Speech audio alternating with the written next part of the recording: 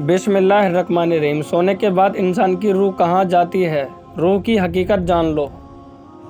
دوستو، اللہ تعالیٰ نے انسان کو سب سے خوبصورت بنایا ہے۔ اللہ نے انسانی جسم کو بنا کر اس کو روح سے روشن اور منور کیا اور جسم کے اندر جان داخل کیا۔ اب جب تک یہ روح انسانی جسم کے اندر ہے تب تک انسان زندہ ہے۔ جب یہ روح انسان کے جسم سے نکالی جاتی ہے تو انسان مر جاتا ہے، اور ایسا اس وقت ہوتا ہے جب انسان کی عمر ختم ہو جاتی ہے۔ لیکن کیا آپ جانتے ہیں کہ ہر انسان بھی ایک ایسی زندگی جیتا ہے جس کے اندر وہ روز مرتا ہے اور روز جیتا ہے؟ دوستو، آج کے اس ویڈیو میں ہم اسی زندگی اور موت کے بارے میں بتائیں گے کہ موت کس طرح انسان روز مرتا ہے اور روز جیتا ہے۔ اور کیا آپ جانتے ہیں کہ جب انسان سو جاتا ہے تو اس کی روح کہاں چلی جاتی ہے؟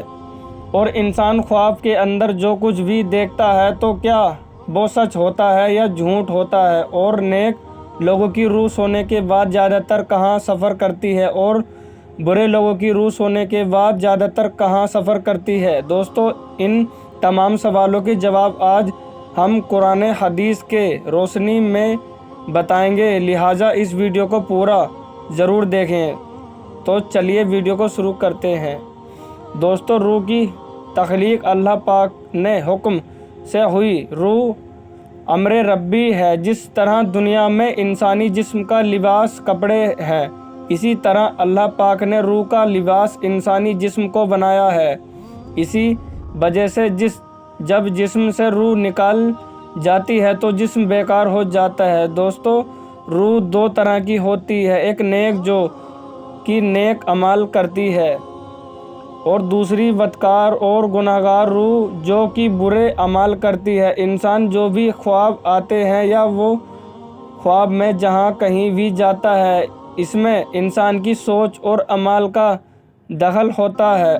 اگر نیک روح ہو تو اس کو خواب بھی نیک آتے ہیں اور اس کو خواب کے اندر نیک لوگوں کی زیارت ہوتی ہے، جیسے کہ حضرت محمد صلی اللہ علیہ وسلم کا دیدار ہونا، یا صحابہ اکرام کا یا انبیاء اکرام کا زیارت نصیب ہونا۔ اور اسی طرح جب نیک روح خواب میں کہیں سفر کرتی ہے تو اس کا سفر بھی نیک ہوتا ہے اور وہ خواب میں نیک چیزوں کو دیکھتا ہے۔ اور جو بدکار روح ہوتی ہے وہ برے لوگوں کی طرف مائل ہوتی ہے۔ ایسے روح پر شیطان کا قبضہ ہوتا ہے۔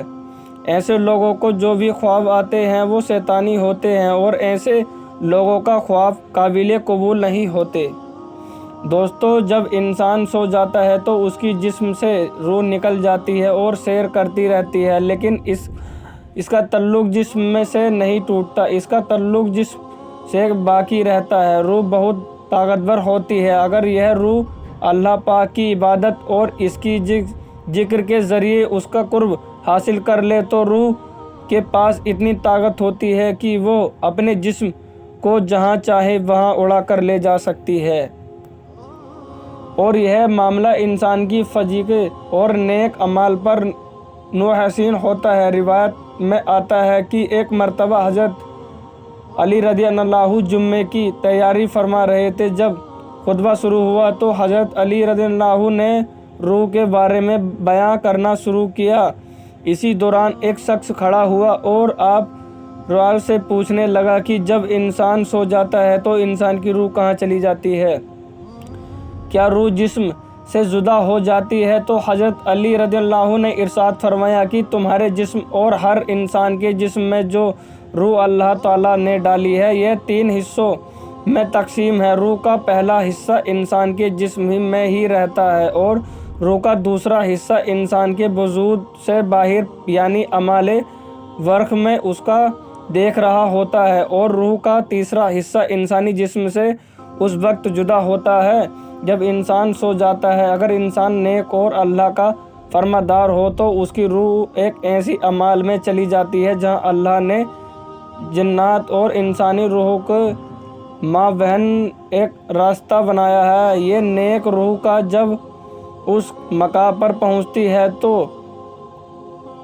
اس وقت انسان جو خواب آنے لگتے ہیں وہاں یہ نیک روح سب کچھ دیکھتی ہے جو آگے دنیا میں ہونے والا ہوتا ہے۔ اگر انسان گناہگار ہے جب انسان سو جاتا ہے، اگر انسان نیک اور اللہ کا فرمانبردار ہے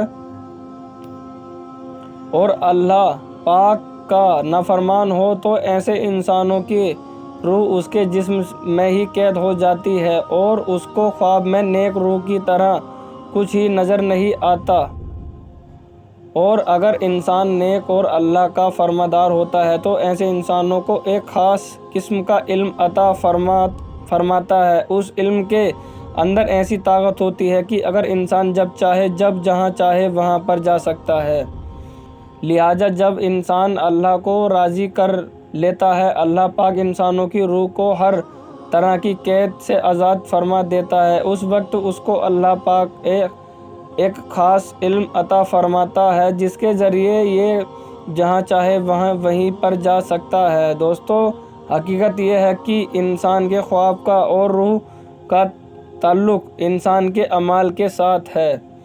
اگر انسان کی سوچ اچھی ہو تو انسان کو اچھے خواب آتے ہیں اور اگر انسان کی سوچ بری ہو تو اس کو برے خواب آتے ہیں۔ اللہ پاک سے دعا کریں کہ اللہ پاک ہمیں نیک اعمال کرنے کی توفیق عطا فرمائے اور حضور صلی اللہ علیہ وسلم کے بتائے ہوئے طریقوں پر چلنے کی توفیق عطا فرمائے۔ آمین۔